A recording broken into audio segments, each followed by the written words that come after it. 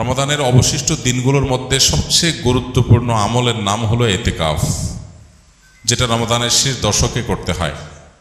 এতেকাফ অবশ্য রমজানের প্রথম দশক, মাঝের দশক, এই দিনগুলোতেও করা যায়, একদিন দুই দিনও করা যায়, কিন্তু মাসনুন যে এতেকাফ নবী করিম সাল্লাল্লাহু আলাইহি সাল্লামের রমাদানে, সেই প্রতিষ্ঠিত সুন্নাহ নবী সাল্লাল্লাহু আলাইহি সাল্লামের রমাদানে, সেটি হলো রমজানের শেষ দশকে এতেকাফ করা। শেষ দশকের এতেকাফ সম্পর্কে মা আয়েশা রাদিয়াল্লাহু তাআলা আনহা বলেছেন, কানা নবী সাল্লাল্লাহু আলাইহি সাল্লাম ইয়াতাকিফুল আশরাল আওয়াখির মিন রমাদান হাত্তা তাওয়াফাহুল্লাহ। নবী করিম সাল্লাল্লাহু আলাইহি সাল্লাম রমাদান ফরজ হওয়ার পর থেকে নিয়ে যে রমজানের শেষ 10 দিন এতেকাফ করতে শুরু করেছেন, তার ওয়াফাত পর্যন্ত, মৃত্যু পর্যন্ত প্রত্যেক বছর তিনি রমজানের শেষ 10 দিন এতেকাফ করেছেন। এবং আবু হুরায়রা রাদিয়াল্লাহু তাআলা আনহু বর্ণিত আরেকটি হাদিস থেকে আমরা জানতে পারি যে নবী সাল্লাল্লাহু আলাইহি সাল্লাম তার জীবনে প্রত্যেক বছর রমজানের শেষ 10 দিন এতেকাফ করেছেন, আর জীবনের সর্বশেষ রমজান যেটি ছিল, সেই রমাদানে তিনি 20 দিন এতেকাফ করেছেন। যে আমলটি প্রিয় নবী সাল্লাল্লাহু আলাইহি সাল্লাম জীবনে কোনো বছর, কোনো রমজানে একবারও ছাড়েননি, আমাদের সমাজে বেশিরভাগ মানুষের জীবনে সে আমলটি জীবনে একবারও করা হয়নি। এর চেয়ে বড় দুর্ভাগ্যের বিষয় আর কি হতে পারে? এর চেয়ে বড় হতভাগ্যের বিষয় আর কি হতে পারে? চরম শত্রুর সাথেও তো মানুষের এই বৈপরীত্য থাকে না। এরকম বৈপরীত্য নবী সাল্লাল্লাহু আলাইহি সাল্লামের সাথে আমাদের আচরণগত, আমলগত বৈপরীত্য আমরা সৃষ্টি করে ফেলেছি। এই জন্য আমরা নিয়ত করে নেই, আল্লাহ রাব্বুল আলামিনের কাছে তৌফিক কামনা করি, আমরা ইনশাআল্লাহ রমজানের শেষ 10 দিন এতেকাফ করব। এতেকাফ মানেটা কি?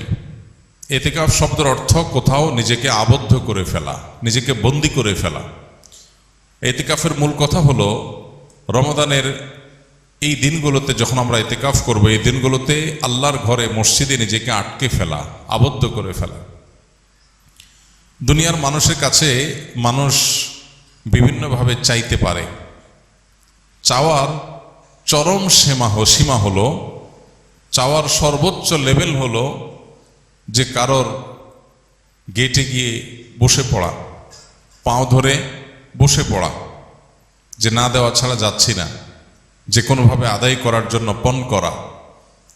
আল্লাহ রাব্বুল আলামিনের কাছে আমরা সারা বছর দোয়া করি, মুনাজাত করি, চোখের পানি ফেলি, তৌফিক অনুযায়ী কম বা বেশি, কিন্তু এতেকাফের আমলের মাধ্যমে মূলত আল্লাহ রাব্বুল আলামিনের ঘরে এসে কাঁথা বালিশ নিয়ে, গাঁট্টি বস্কা নিয়ে আমরা একরকম বসে যাই আল্লাহর ঘরে, যে আল্লাহ তোমার মাগফিরাত নিয়েই আমি যাব। কোনো মানুষের গেটে, দুয়ারে বা পাও জড়িয়ে খুঁটি গেড়ে বসে যেয়ে যেরকম মানুষ চায়, সেই চাওয়ার ফলে সাধারণত মানুষ খুব কমই বিফলে যায়। ঠিক একইভাবে আল্লাহর ঘরে এতেকাফ করতে এসে একদম খুঁটি গেড়ে বসে যাওয়াটা এরকম চাওয়া অনেকটা। এই চাওয়ার ভিতরে অবর্ণনীয় এক তৃপ্তি আছে, এই চাওয়ার মধ্যে অন্যরকম এক আবেগ আছে, ভাব আছে। এই আবেগটা উপলব্ধি করার তৌফিক যাদের হয়েছে, তারা জীবনে কখনো এতেকাফ ছাড়তে খুব কষ্ট হয়। এতেকাফের স্মৃতি তারা ভুলতে পারেন না। প্রিয় ভাইরা আমার, গোটা পৃথিবীর হাজার হাজার সৃষ্টি আল্লাহর, এগুলো আমাদেরকে, আমাদের মনোযোগকে, আমাদের ফোকাসকে নানা দিকে বিক্ষিপ্ত করে রেখেছে। সোশ্যাল মিডিয়ার এই যুগে, বিশেষ করে অনলাইনে বিচরণের এই সময়টাতে আমাদের মনোযোগ হাজার হাজার জিনিস নিয়ে যাচ্ছে।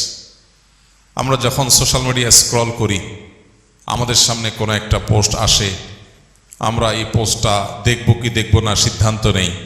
স্ক্রল করে যাওয়ার পর বা স্ক্রল করে যদি কোনো পোস্ট সামনে আসে, আমরা যদি সেটা দেখি, তখন রিয়্যাক্ট করব কি করব না সেখানে আমরা মনোযোগ দেই।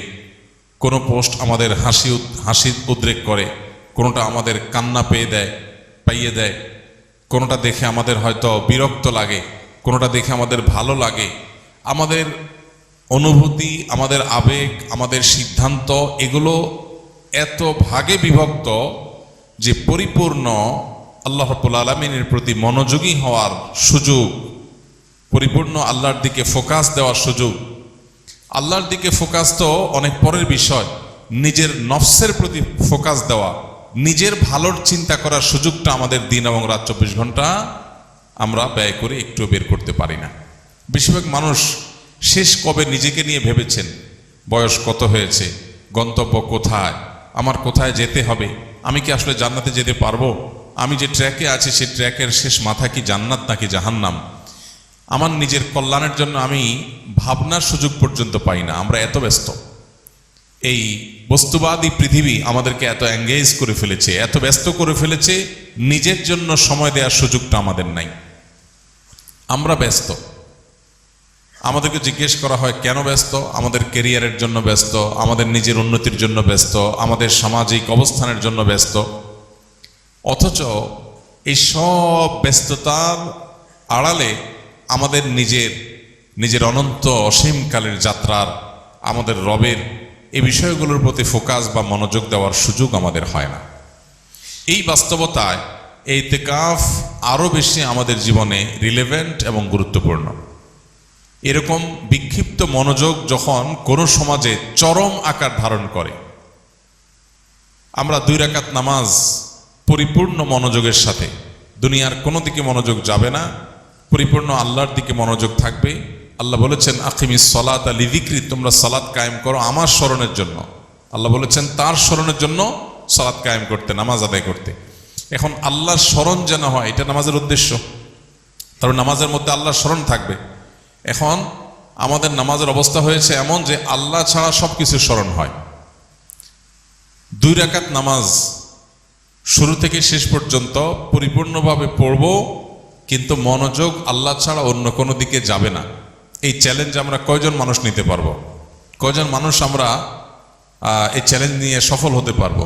চ্যালেঞ্জ নিয়ে দেখেন যে নামাজ শুরু করেন, নফল নামাজ 2 রাকাত নিয়ত করেন, একদম সালাম ফেরানো পর্যন্ত একবারের জন্য ছেলে মেয়ে, ফ্যামিলি, বিয়ে শাদী, মা বাপ, ব্যবসা বাণিজ্য, কাজ কাম, পড়া লেখা, ক্যারিয়ার, সোশ্যাল মিডিয়া, বাইরের কোনো জগৎ, কোনো কিছুর প্রতি মনোযোগ থাকবে না। পরিপূর্ণ আল্লাহর দিকে মনোনিবেশ করবেন। এরকম 2 রাকাত নামাজ পড়া সহজ না কঠিন? দেখেন, চিন্তা করে প্রিয় ভাইরা আমার। অথচ আমাদের দিনে কতগুলো রাকাত নামাজ পড়া লাগে, সেখানে 2 রাকাত নামাজেও আমরা এই মনোযোগ দিতে পারিনি। পৃথিবীতে যারা সফল হয়েছেন, যারা জাগতিক বিচারে সফল হয়েছেন, সফল ব্যবসায়ী, সফল ক্রীড়াবিদ, সফল চাকরিজীবী, সফল পেশাজীবী, যে কোনো মানুষ তার জগতে সফলতা অর্জন করেছেন, সাফল্য অর্জন করেছেন। সাফল্যের জাগতিক সংজ্ঞায় বা প্রচলিত অর্থে সাফল্যই বোঝাচ্ছি আমরা। এই মানুষগুলোর জীবনী, এই মানুষগুলোর লাইফস্টাইল, এই মানুষগুলোর যে সারা জীবনের অভ্যাস, এগুলোকে নিবিড়ভাবে পর্যবেক্ষণ করার পর অনেক গবেষকদের দাবি হলো সেই সব মানুষরাই জীবনে সবচেয়ে বেশি সফল হয়েছে যাদের জীবনে ডিপ আওয়ারের পরিমাণ, পূর্ণ মনোযোগের সাথে কাজ করার পরিমাণ যত বেশি, তাদের জীবনে সাকসেসের রেশিও তত বেশি।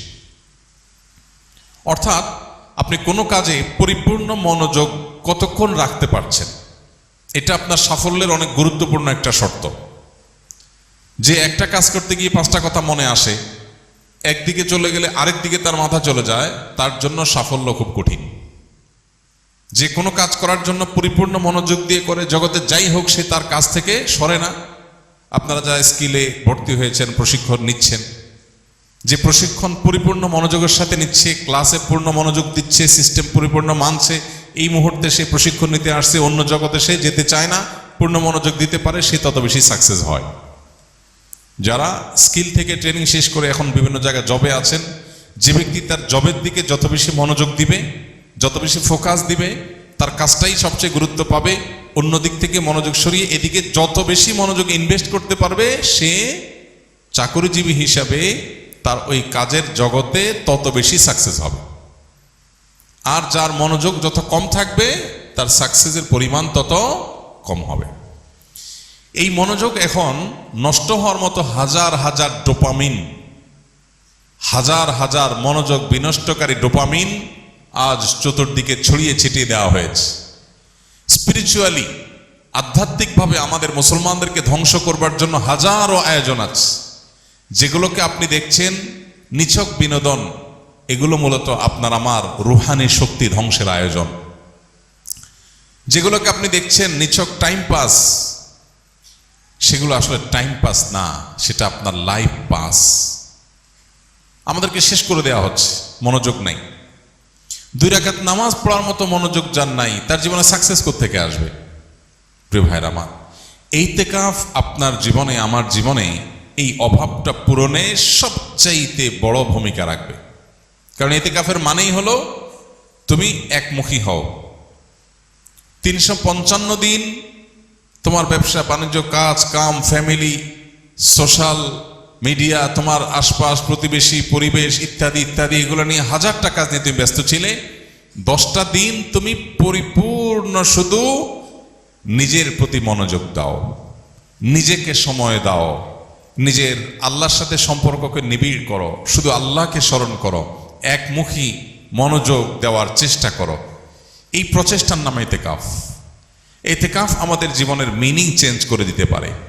ইতিকাফ আমাদের জীবনের অর্থকে পরিবর্তন করে অনর্থক জীবন থেকে অর্থবহ জীবনের ট্র্যাকে আমাদেরকে তুলে দিতে পারে। এই জন্য ইতিকাফের নিয়ত করবো তো ইনশাআল্লাহ।